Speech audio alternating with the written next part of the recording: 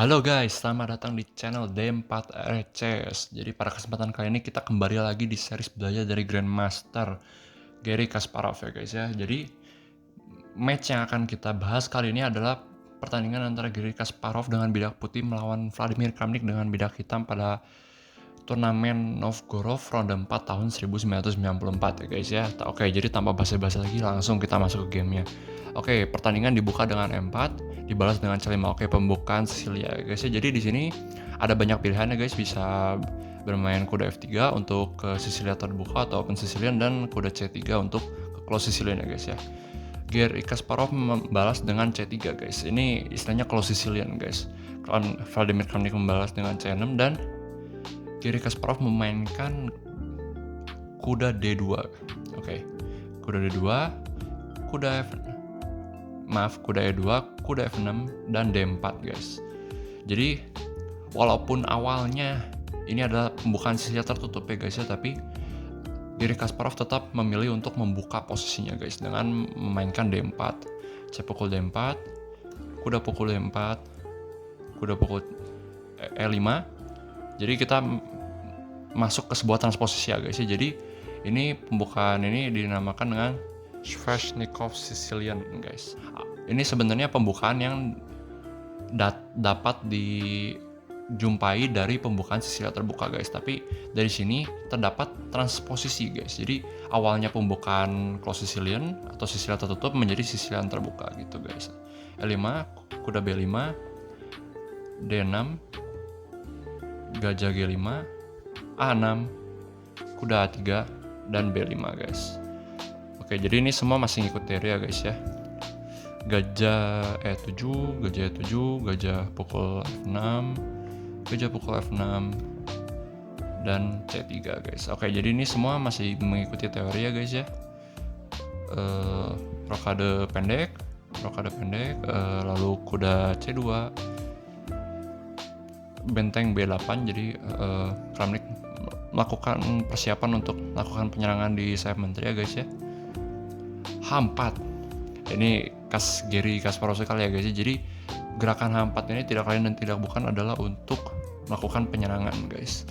Dan ini pion ini tidak hanging guys, atau tidak, ini pion ini tidak bisa diambil karena jika diambil maka putih punya gerakan yang mematikan, itu menteri H5 guys. Dan gajah ini mati guys. Ini gajah ini tidak bisa kemana-mana guys, karena kalau gajah ini bergerak saja maka akan ada skakmat di petak H7 guys. Oke, jadi H4 ini gerakan untuk menyerangnya guys ya, biasa ya. H4 dan kuda E7, gerakan yang cukup tidak biasa ya guys ya, karena kuda E7 ini memberikan kesempatan bagi Garry Kasparov untuk memukul gajah di F6 guys. Jadi struktur pionnya rusak guys. Ini struktur pion yang tidak ideal ya guys ya sebenarnya ya, karena lemah guys pionnya gitu, dan pionnya jadi susah gerak gitu guys. Jadi ini gerakan yang cukup aneh, suatu kejutan dari Kramnik ya guys untuk memainkan gerakan ini, dan mungkin alasannya akan kita ketahui sebentar lagi ya guys ya. G pukul F6, menteri D2, dan gajah B7. Jadi kalau kita lihat di sini ya guys ya, ide dari gerakan gajah E7 ini adalah untuk membuka barisan G guys. Dan jika kita lihat posisinya, putih belum rokade dan hitam sudah rokade duluan guys. Karena sudah rokade di sisi raja, maka bentengnya bisa ke G8 dan ditambah gajah di sini, di gajah di B7 ini, dan gerakan seperti break D5, pawn break seperti D5, maka penyerangan hitam akan datang jauh lebih cepat guys. Jadi mungkin ide dari gerakan kuda E7 mengizinkan kuda pukul F6 adalah yaitu untuk mendapatkan serangan yang lebih cepat guys. Oke, gajah D3 dan D5. Ya ini dia guys idenya, yaitu membuka petak tengah guys. Memaksakan pertukaran, membuka petak tengah, dan kita mempunyai serangan yang cepat guys. sedangkan putih belum melakukan rokade sama sekali guys. Pukul D5, menteri pukul D5, dan lihat guys, ini ngeri banget guys. Ini ada gajah, ada menteri di sini. Ya kalau begini ya putih tentunya nggak bisa rokade pendek ya guys ya. Jadi tentunya Garry Kasparov rokade panjang. Tapi tetap saja, walaupun sudah rokade panjang, Garry Kasparov akan harus menghadapi serangan-serangan di si sayap menteri ini guys. Dan ini ya menyeramkan guys, menyeramkan sekali. E4 mengambil lebih banyak petak lagi. Kuda E2, dan tentu saja Kramnik tidak akan melakukan pertukaran menteri di sini guys, karena ini sangat tidak menguntungkan guys. Nah, jadi kalau begini posisinya, maka Kramnik berada di posisi yang lebih jelek guys, karena struktur pionnya lebih jelek. Pion ini bisa jadi kelemahan gitu guys. Dan kalau secara keaktifan buah, mungkin bisa didebatkan kalau Garry memiliki aktivitas yang lebih guys, seperti mungkin kontrol jalur D, kuda yang bisa melompat ke tengah gitu guys. Ya kita lanjut. Jadi Kramnik di sini mengambil pion di A1, jadi Kramnik unggul 1 pion ya guys ya untuk sementara. Nah, tentunya Kasparov tidak akan diam saja, dan dia akan melakukan counter attack guys. Jadi kalau musuh sedang melakukan penyerangan ke sisi kita juga harus melakukan counter attack guys. Jadi kita ada beberapa kondisi di mana kita tidak bisa hanya melakukan pertahanan guys, kita nggak bisa defend guys. Kita harus defend dengan cara meng-counter attack gitu guys. Dan inilah yang dilakukan Garry Kasparov. Kasparov ingin mengeksploitasi petak-petak lemah seperti F6 di sini. F6 mungkin ada ide G4, mungkin G4, G5 membuka jalur G untuk bentengnya guys ya. Oke, kita lanjut. Menteri balik ke E6 dan kuda ke D4 ya guys ya. Jadi Kasparov nih mulai menyerang juga nih, mulai counter attack juga nih. Dan ya kudanya Kasparov ini punya banyak sekali pilihannya guys ya, bisa ke F5, bisa ke F5, dan dia mungkin bisa rotasi ya guys ya, banyak lah pilihannya guys. Oke, lanjut. Menteri B6 dan benteng H3 guys. Jadi ya ide benteng H3 ini cukup jelas ya guys ya, untuk membawa benteng ke jalur G ya guys ya.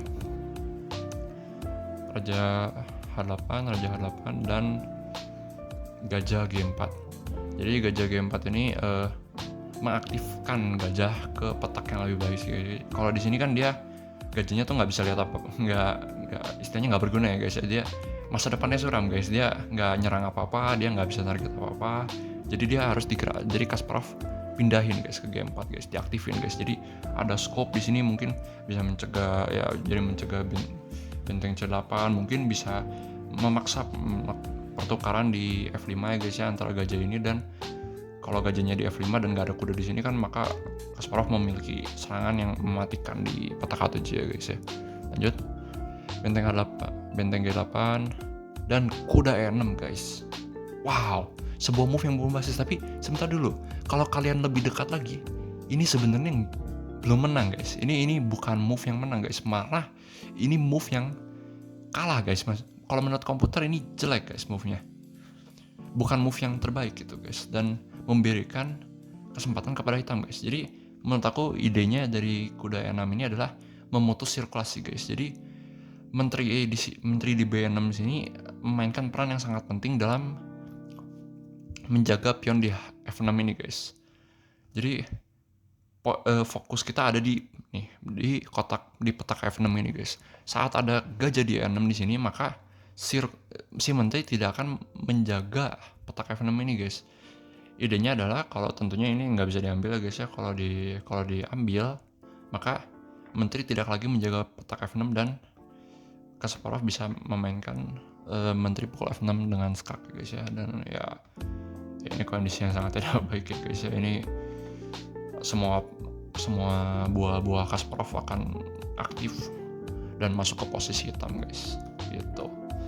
Nah, satu lagi idenya ya tentu saja menteri nggak bisa makan sini ya guys ya, karena ada gajah di situ ya guys ya. Oke, jadi respon terbaik tetap ditemukan Kramnik, yaitu benteng G6, menteri F4, dan di sini blunder guys. Oke, jadi ini bukan gerakan yang tepat guys. Jadi menteri F4 di sini tuh memiliki ide untuk melakukan menjauhkan menteri dari bahaya dan sekaligus menyerang benteng di B8 ini guys. Nah, tapi respon Kramnik kurang tepat dengan benteng E8 dan akhirnya Kasparov bisa menang guys. Kasparov dalam posisi menang. Oke, jadi aku jelasin dulu ya gimana harusnya Kramnik berurusan dengan posisi ini guys. Jadi yang benar adalah gajah D5 guys. Ini satu-satunya gerakan yang bisa membantu Kramnik mendefend dari serangannya Kasparov guys. Jadi gajah D5 ini sebenarnya idenya apa sih? Jadi gajah D5 ini tuh ada untuk supaya pertama dia ke petak di sini, jadi dia seakan menghalangi benteng putih untuk infiltrasi ke petak D6, itu satu guys. Yang kedua, gajah D5 ini juga sekaligus berfungsi untuk membuka koneksi antara benteng dan menteri guys. Jadi bentengnya ini nggak usah digerakin guys. Bentengnya nggak usah digerakin, tinggal gerakin gajahnya. Kebetulan juga gajahnya dijaga sama kudanya kan guys. Jadi enak guys. Masalah dengan gerakan benteng E8 ini adalah itu tadi guys, infiltrasi. Jadi Kasparov bisa mengaktifkan buah-buahnya dengan tempo. Jadi memasukkan benteng ke D6 sekaligus menyerang menteri di B6 guys. Ini krusial banget guys. Tempo ini sangat krusial guys, terutama dalam hal menyerang ya guys ya. Jadi mari kita lihat kelanjutannya. Oke, jadi Kramnik juga membalas dengan respon terbaik ya, kuda D5, yaitu menyerang, mengcounter attack menteri putih ya guys ya, menteri Kasparov. Nah, lalu apa lanjutan yang benar guys? Lanjutan sebenarnya apa guys? Cluenya adalah hanya satu move di sini yang menang guys. Hanya satu move di sini yang menang.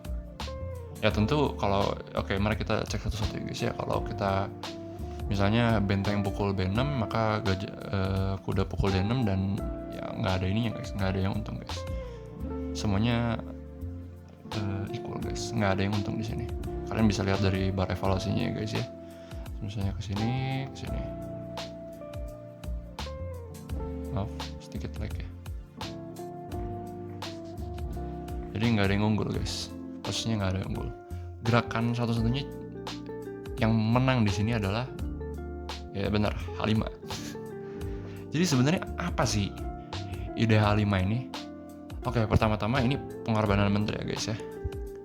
Ini harus kita ketahui kalau ini tuh pengorbanan menteri. Ini benar-benar pengorbanan menteri guys. Dan di gamenya pun emang Kramnik tidak ada pilihan lain guys. Hanya pilihannya adalah untuk memakan menterinya, menerima sacrifice yang menerima pengorbanannya. Next, lanjutannya juga hanya satu guys. Kalian udah sacrifice menteri, lanjutannya juga cuma satu guys. H pukul G6. Kenapa? Karena setelah lanjut ya, kita menteri pukul D6 memakan benteng. Lihat guys materinya, Kramnik up 10 poin material, tapi Kasparov yang menang di sini. Kenapa? Karena ada menteri pukul H7, raja G8, G pukul F7, cek. Ya tentunya ini akan memaksa Kramnik untuk memakan benteng Kasparov di H7 dan promosi menteri guys. Kalian lihat, ini gila banget guys. Pionnya dari H5 ke G6 ke F7 terus bisa sampai ke D8 guys. Gila. Ini pionnya puas banget nih makannya guys. Dan kalau kalian lihat nih posisinya mungkin tidak unggul banyak guys. Material tidak unggul banyak guys. Tidak ada yang unggul bahkan. Kasparov sebenarnya tidak menang banyak material di sini guys, tapi Raja Kramnik ini sangat lemah guys. Jadi Kramnik berusaha untuk mempertahankan rajanya dengan cara simplifikasi. Jadi karena kita banyak karena Kasparov banyak penyerang nih guys, ada 1, 2, 3 ya guys ya. Kramnik melakukan simplifikasi pelan-pelan guys. Jadi dengan menukarkan kuda di sini, tapi tentu saja Kasparov tidak semudah itu untuk menukarkan kudanya guys, melainkan dia melanjutkan serangan guys. Dan inilah satu-satunya cara yang menang juga guys, karena kalau misalnya terjadi pertukaran di sini, Kasparov menang posisi raja guys, tapi posisi ini masih bisa di defend guys. Ini masih sangat mungkin di defend guys, terutama karena materialnya sama ya guys ya. Tapi yang membedakan adalah posisi rajanya guys. Posisi raja Kasparov di sini cenderung lebih aman daripada posisi rajanya Kramnik guys. Gajah F5 cek, skak, raja G7, menteri G6 skak, raja F8, menteri pukul F6 skak, menteri pukul F6 skak, gajah E8, dan ya, jadi gajah pukul E6. Nah, simplifikasi inilah ya penting guys, ini penting untuk diperhatikan. Jadi kalau di variasi yang ini guys, dimana langsung tukar di sini ya guys ya, rajanya ini masih tidak terlalu terekspos lah guys. Raja Kramnik ini tidak terlalu terekspos. Jadi Kasparov sengaja melakukan beberapa gerakan ini guys untuk mendapatkan posisi yang lebih unggul guys, terutama setelah gajah pukul E6 ini. Satu hal yang perlu diingat adalah Kasparov unggul 1 pion dan rajanya ini nggak bisa di skak guys. Ini penting guys, ini detail yang penting terutama untuk simplifikasi guys.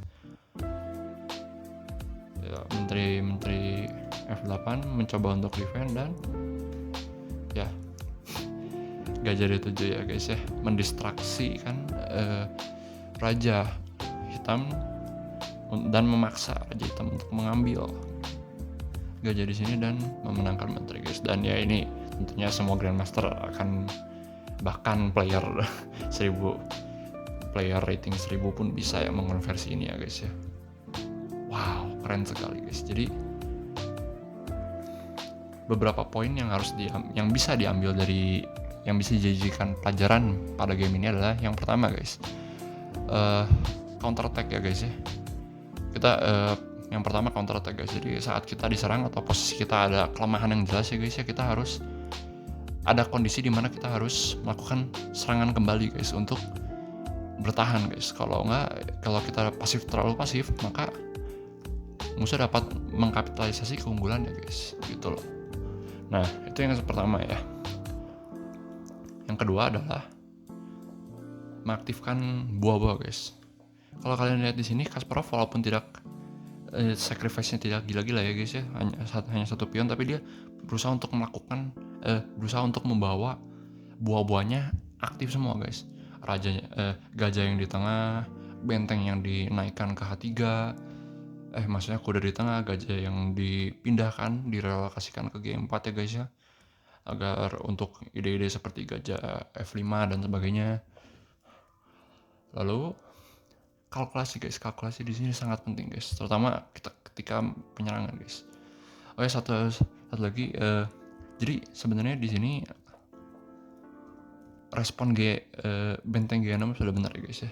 Yang salah tuh di sininya guys, di gerakan benteng E8 ya gitu guys.